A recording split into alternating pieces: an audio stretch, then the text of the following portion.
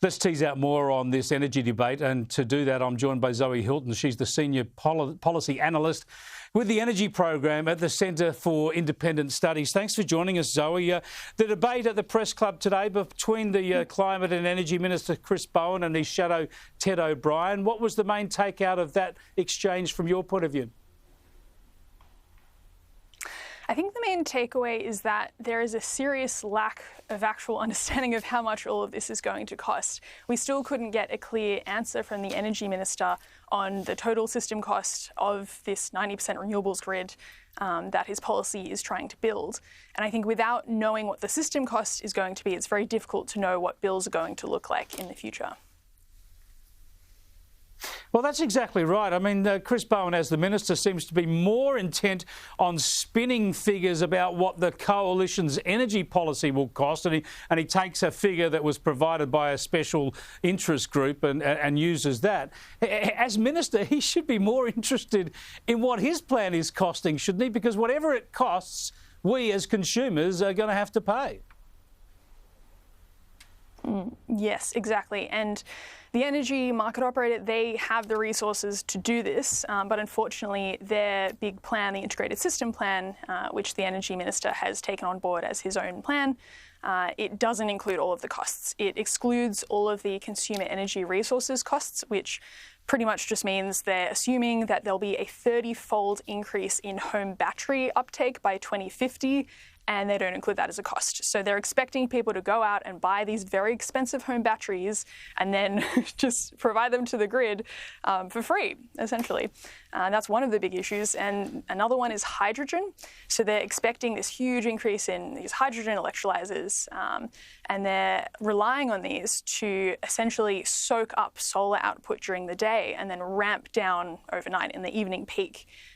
To deal with peak demand in the grid. And that's not really how these capital-intensive industries work, let alone if hydrogen is going to work at all, considering that 99% of proposed projects haven't been able to progress past the concept or approval stage recently. So this assumption that we'll just have this hydrogen industry available to help support renewables and prop up their capacity factors is just completely unfounded. But I think the biggest issue with the energy market operators modelling is that they assume that all of the government's targets are going to be met, and then they find the supposedly cheapest way of meeting those targets. So they just assume that 82% renewables by 2030 is going to be met. And if you ask any serious energy expert, they will tell you that that is incredibly unlikely. Even those who are very pro-renewables will say there's just no way we can get to 82% renewables by 2030. The workforce constraints are just too extreme. We would have to be tripling the number of electrical engineers by 2030, and then that would drop below current levels.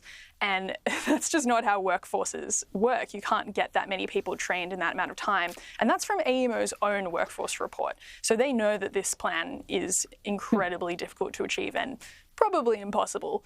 But unfortunately, the energy minister doesn't the point is, Zoe. Yeah, but the point is he's promulgating a fantasy.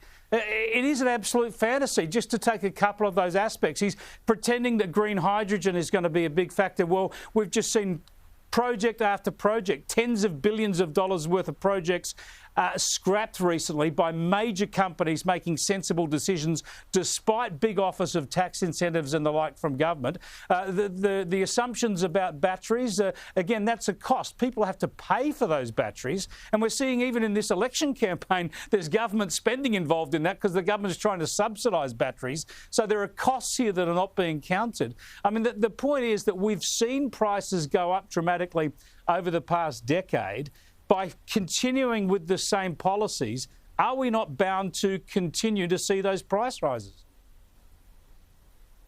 I think we should definitely expect more price increases if we're going to continue putting in more and more intermittent generation into the grid, because the more variable renewables you have in a grid, the more storage you need and the more transmission you need, and all of that is very expensive. And so I think looking at the global context, we can't see any examples of countries that have actually managed to get to 90% wind and solar. No. The only countries that get to that level of renewables, they have to use hydro, or they have geothermal, or they have some other much more dispatchable way of getting renewable energy, which we don't. So if we want to reduce emissions, we need baseload generation, and nuclear is the only option for that. See, this is the point, right? If we wanted cheap, reliable power in this country, of course, we'd just keep burning coal and gas. Now, we don't want to do that, supposedly. We all want to get rid of emissions. Then surely nuclear energy isn't just an option. Surely it is the only choice for this country if we want reliable, affordable power without emissions. Yes, it is the only option for us. And we are a nuclear nation already. We've got a research reactor. We do have an existing nuclear workforce. So of course, that would have to be massively expanded if we're going to have industrial scale nuclear plants producing electricity. But we're still committed to AUKUS. So we're going to have nuclear submarines in our harbours. I don't see why we can't get them on land and enjoy the benefits of that clean, reliable electricity. And according to Helen Cook, who is a global leading expert in nuclear regulation, it would only take 3 years to actually sort out those extra regulations that we would need to have the regulatory environment for nuclear plants. So in terms of timelines, I think we need to start as soon as we can, but it's not necessarily going to be decades and decades and decades away. I think that we should start now so that, as we get closer to 2050, we've got something to show for it.